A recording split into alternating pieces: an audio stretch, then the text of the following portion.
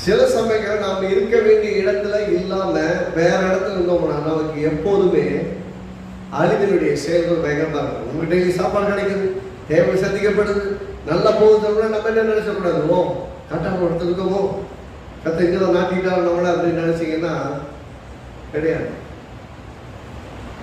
யோசிப்படுங்க, போத்திபாருடைய வீடோ அடிமைத்தனமான வாழ்க்கையோ கிடைச்சாலையோ அவனுக்காக அழைக்கப்பட்ட இடம் கிடையாது. அவன் இருக்க வேண்டிய இடம் பார்வோடைய அரண்மனை. அங்க போற வரைக்குமே அந்த இடமெல்லாம் டெம்பரவரியான இடம், தற்காலிகமான இடம். இஸ்ரவேல் ஜனங்கள் எந்த இடத்துல சுதந்திரிக்கப்பட்டிருந்தாலும், எத்தனை ஊருக்கு போயிருந்தாலும், எத்தனை இடங்களுக்கு அடிமையாகி போயிருந்தாலும், கர்த்தர் சொன்னாலும் நீங்க போன எல்லா இடத்திலும் மீண்டும் நான் இங்கே உங்களை கூட்டி சேர்ப்பேங்கிறார். அல்லேலூயா. நல்ல பொருள். கர்த்தருடைய பார்வை முழுவதுமே நீங்க எங்க இருக்கணுமோ அங்க உங்களை வைக்கிறது தான் கர்த்தருடைய திட்டமே வழிய, நீங்க எங்க இருந்தாலும் அங்க கர்த்தர் உங்களோடு இருக்கிறார், மாற்று கருத்தே கிடையாது. கர்த்தர் உங்களோடு இருக்கிறார், உங்களோட பேசுகிறார், உங்களை நடத்துகிறார்.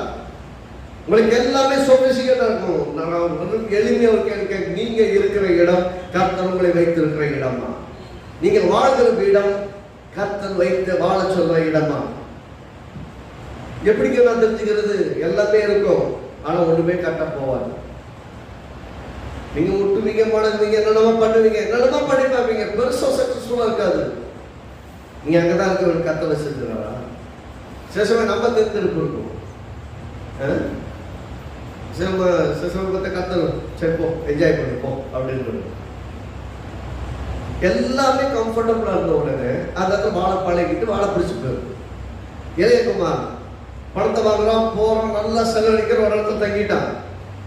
நல்லா கவனிக்கணும். இளையகுமார் அப்பாவோட இருக்கணும், அப்பா விட்டுட்டு போயிட்டான். போய் இஷ்டத்துக்கு செலவழிச்சான், பண்ணியும் மேய்ச்சான், பண்ணிக்கு வைக்கிற தவிடு வரைக்கும் நின்னான். இந்த இடம் நமக்கு போதுமானதுன்னு நினைச்சான். அவனுக்கு அவன் புத்தி தெளிந்த போது அப்படின்னா அவன் புத்தி வருது.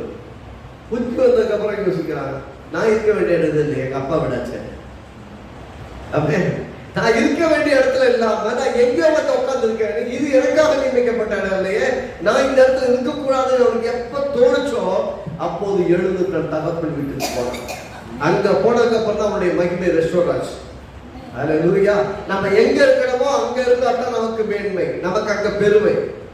ஒரு பெண்ணு வாழ்க்கைப்பட்டு கணவனோடு வாழ்ந்தால் அந்த கணவனோடு இருப்பதுதான் அவளுக்கு பெருமை. கணவன் விட்டுட்டு எங்க இருந்தாலும் பெருமை கிடையாது. அதே மாதிரி ஒரு மனைவி ஒரு குழந்தை இருக்காங்கன்னா கணவனுக்கு சரி பிள்ளைகளுக்கு சரி அப்பா அம்மாவோடு இருக்கிறதான் மேன்மை.